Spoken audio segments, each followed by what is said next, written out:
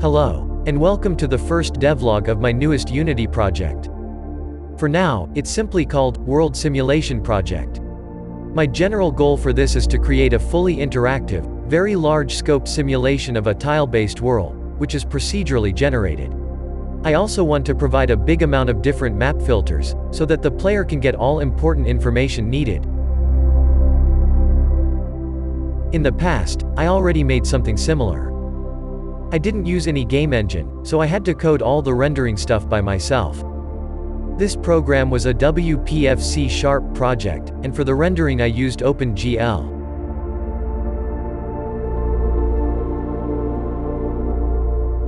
Of course, the advantage was that it could be very flexible and I could implement everything with only this very special purpose in mind. But to achieve the large scope and to display these thousands of tiles, I had to improvise a lot. Over time, that resulted in a codebase which is almost impossible to grasp, especially after some days or weeks without working on it. After learning some new things about Unity's data-oriented technology stack, or DOTS, I decided to completely reboot this project. After writing down a short design document, I created a new Unity project and went through all the necessary setup steps.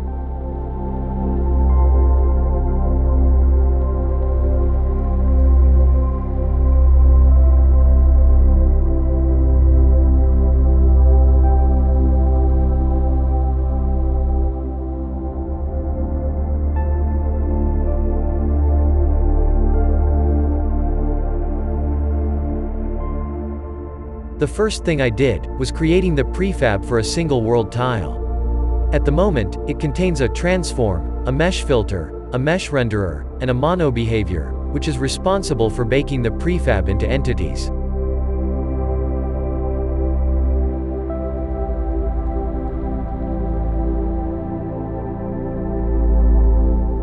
Next, I created the first entity components, aspects, the baker and the tile spawning system.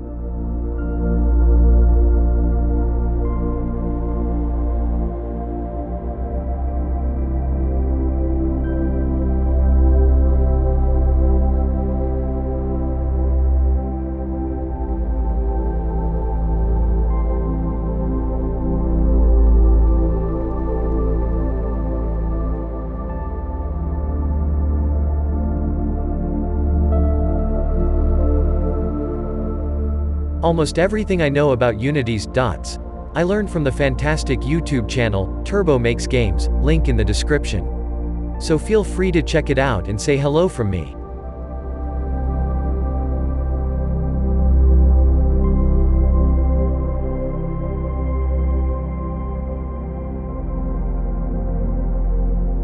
Of course, a landscape in reality is not a big boring plane.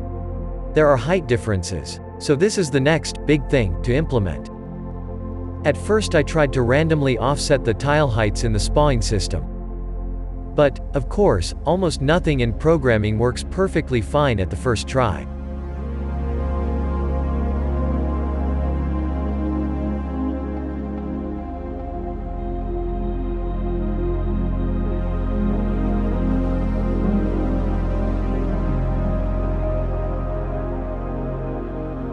That looks better.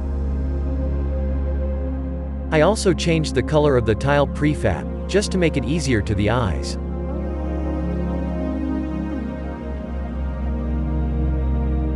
Then I drastically increased the world size. Quite impressive, I think.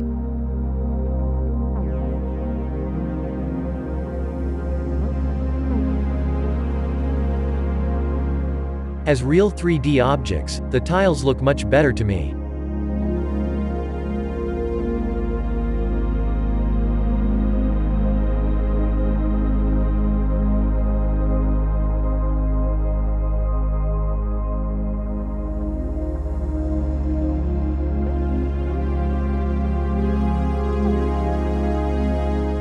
What was not possible until now were color variations between the tiles, depending on their heights. The solution: material property overrides. With these implemented, the map now looked like this.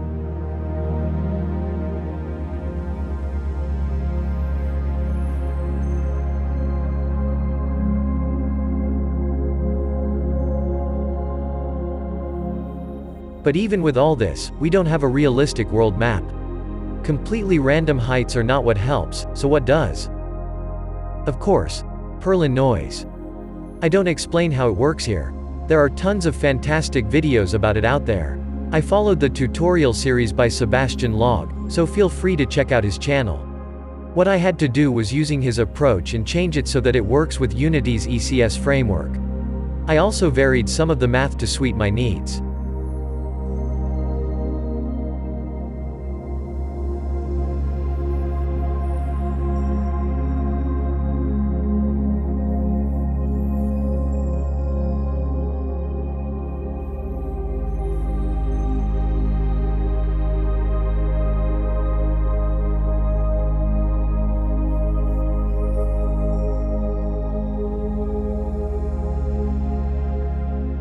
After I implemented all this stuff, I played with the noise parameters to create a nice landscape. And there were some bugs with the colors I had to fix.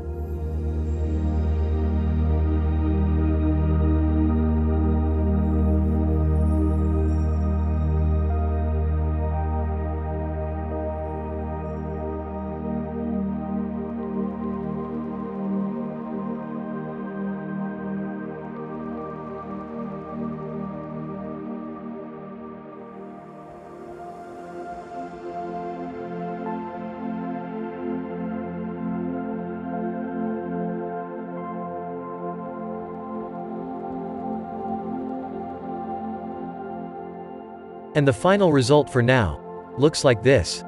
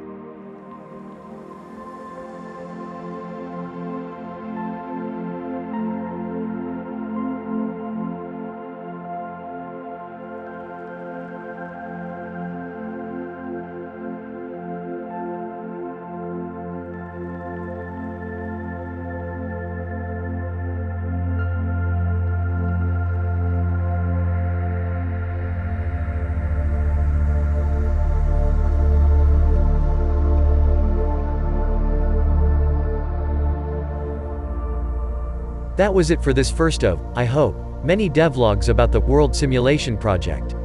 Let me know what you think about it in the comments below. And don't forget to like and subscribe, of course.